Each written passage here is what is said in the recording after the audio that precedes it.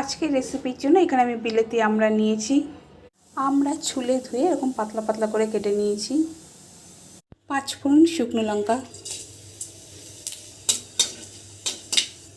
আমড়া,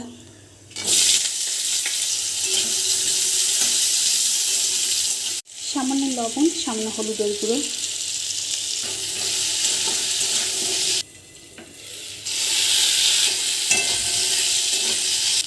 জল,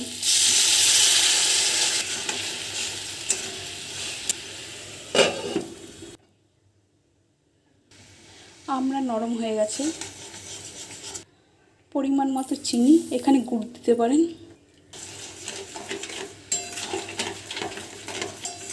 চিনির বদলে পুরোটাই গুড় দিয়ে করতে পারেন।